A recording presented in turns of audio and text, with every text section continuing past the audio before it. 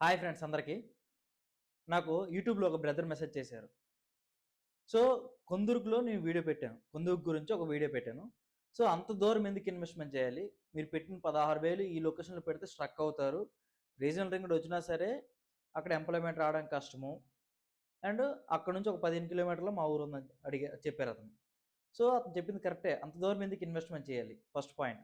Second ఏంటంటే amounts మీది struck అయిపోతుంది. ఇవన్నీ చెప్పారు కాబట్టి దీనికి సమాధానంగా నేను చెప్తున్నా. సో, అతనన్నది కరెక్టే. అంత దూరం ఎందుకు ఇన్వెస్ట్‌మెంట్ చేయాలంటే సిటీలో చేసుకోవచ్చు తప్పేం లేదు. బట్ అండి ఇప్పుడు ఆ 16,000, 17,000కి దొరకడానికి ఛాన్స్ లేదు సిటీలో.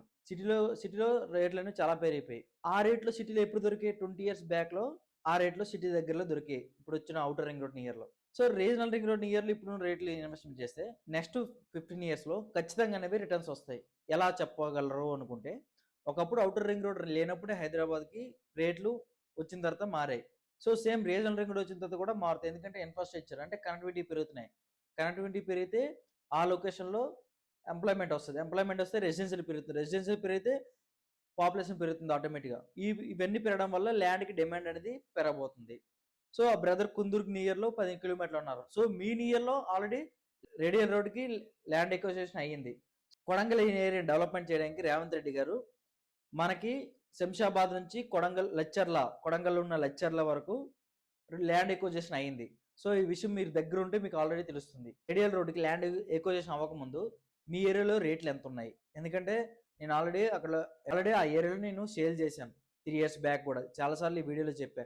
అప్పట్లో 7,000కి ఇచ్చాను గజం. ఈరోజు 14,000 ఉంది అన్నాను.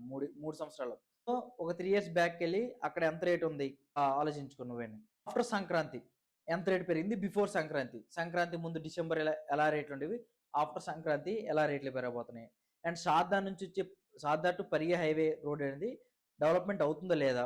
అయినుంటే ల్యాండ్ రేట్ ఎలా పెరుగుతుంది? ఒకసారి నీ ఏరియాలో నువ్వు ఉన్నావు కాబట్టి ఒకసారి కనుక్కో. కనుక్కో ఎందుకు ఈ మెసేజ్ పెట్టడం తప్పులేదు. బట్ ఏంటంటే నువ్వు ఒకసారి కనుక్కో. ఈ హైవేకి ఎలా రేట్లు పెరుగుతున్నాయి?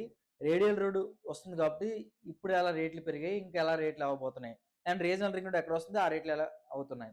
నువ్వు లోన్ కంటే okay. I agreed. But main locations రోడ్డుకు ఆనుకొని ఉండడం వల్ల రేట్లు పెరగనుకుంటే నేను ఒప్పుకోను.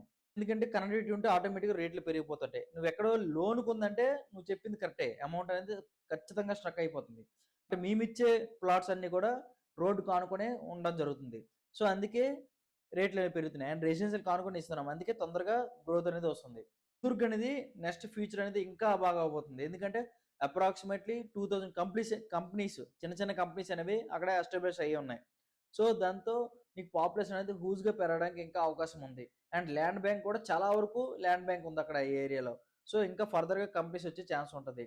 అందుకే మీరెవరైనా సరే ఇన్వెస్ట్‌మెంట్ చేయాలనుకుంటే ఎంక్వైరీ చేసి ఇన్వెస్ట్‌మెంట్ చేసుకోండి. సో, మన అమౌంట్ ఎక్కడ పెడితే స్ట్రక్ అయిపోతుంది, ఎక్కడ పెడితే స్ట్రక్ అవ్వదనేది తెలుసుకొని ఇన్వెస్ట్‌మెంట్ చేయండి. Thank you.